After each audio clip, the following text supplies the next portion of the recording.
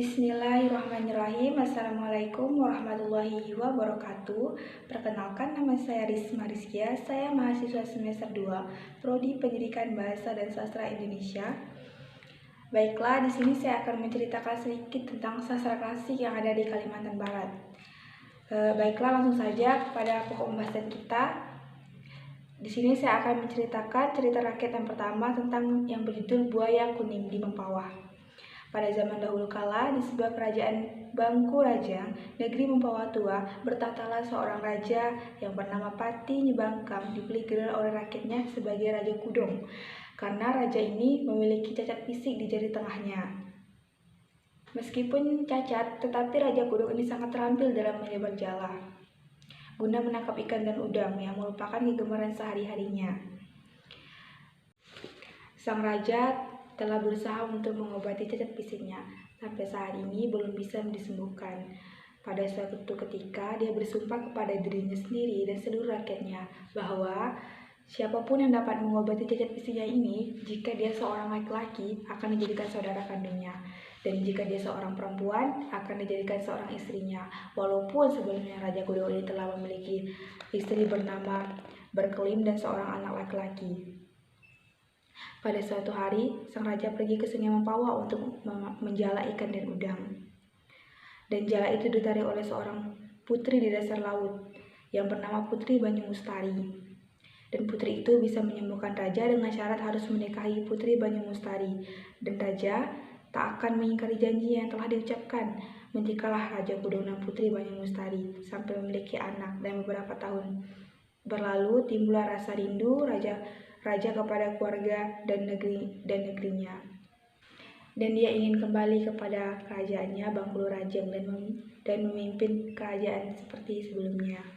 Pada suatu kesempatan, sang raja mengutarakan apa yang masih mengganjal di hatinya tentang ingin kembalinya dia kepada kerajaannya.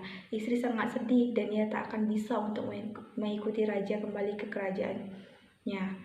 Dekaplah tubuh sang istri seerat-eratnya, seakan tak ingin dilepas, dan air mata pun membasahi pipi.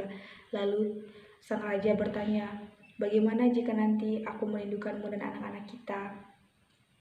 Dan Putri Banyumustari pun menjawab, "Jika sang raja merindukan, buanglah sebutir telur ayam yang masih mentah, sebatang paku, sebutir buah keminting, seluas jari, seleke, sejemput berteh dan beras kuning yang sudah dilumuri oleh minyak bau.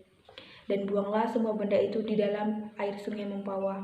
Jika nanti di perburuan Sungai Mempawah, buaya-buaya kuning berwarna kuning, hendaklah keturunan Baginda tidak mengganggunya. Sesungguhnya, buaya-buaya tersebut adalah keturunan dari pernikahan Baginda dan Putri Banyumustari." Singkat cerita, sesampainya Raja Kudong ke negerinya, disambut seluruh warga dan rakyat yang menyambutnya penuh dengan sukacita, dan tersirat di hati mereka atas kembalinya Raja Kudong yang telah lama hilang.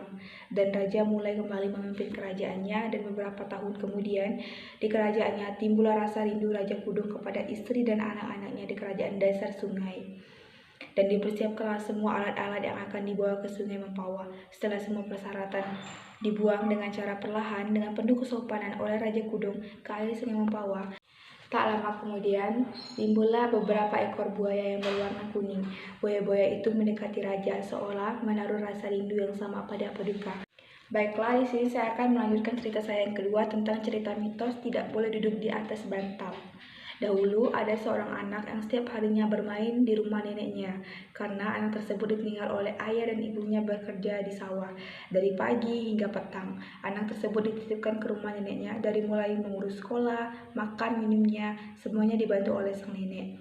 Anak tersebut sudah terbiasa berbicara atau belajar di rumah neneknya, dan setiap belajar dan membaca, si nenek akan menemani cucunya untuk belajar. Pada suatu ketika, anak tersebut sedang membaca dan duduk di atas bantal yang biasa digunakan neneknya untuk tidur. Seketika neneknya tersebut menegur. Kata si nenek, "Cuk, tidak boleh duduk di atas bantal." Cucu pun bertanya balik ke nenek, "Mengapa memangnya nenek kita tidak boleh duduk di atas bantal?" Lalu neneknya menjawab, "Kalau kita keseringan duduk di atas bantal, maka nanti bisa terkena penyakit bisul." Mendengar penjelasan neneknya, cucu pun langsung bergegas duduk di atas lantai dan tidak lagi duduk di atas bantal. Sampai cucunya dewasa pun kebiasaan duduk di atas bantal ini tidak pernah dia lakukan. Oke, baiklah teman-teman, dan cerita terakhir dari saya tentang cerita legenda kerajaan suku Dayak yang berasal dari Kabupaten Mempawah. Menurut sejarah, berdirinya kerajaan Mempawah berakar dari kerajaan suku Dayak yang didirikan di Bahana. Kemudian, kerajaan suku Dayak yang dipimpin oleh Pati Gumantar ini adalah sebuah pemerintahan yang sudah berdiri sejak sekitar tahun 1980. Pati Gumantar konon pernah mengundang Gajah Mada untuk berkunjung ke Mempawah. Hal ini dibuktikan dengan adanya keris yang dihadiahkan kepada raja, yang namanya keris susuhan dulunya. Kerajaan ini lebih dikenal dengan nama Sidiniang karena pusat pemerintahnya berada di Pegunungan Sidiniang, Mempawah Hulu. Kerajaan Mempawah awal ini mengalami perkembangan pesat hingga menimbulkan keinginan dari kerajaan Biaju untuk melakukannya.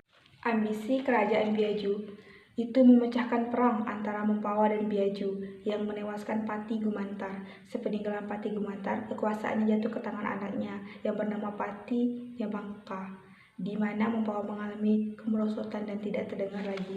Sekian teman-teman cerita tentang saya dari Kabupaten Mempawah.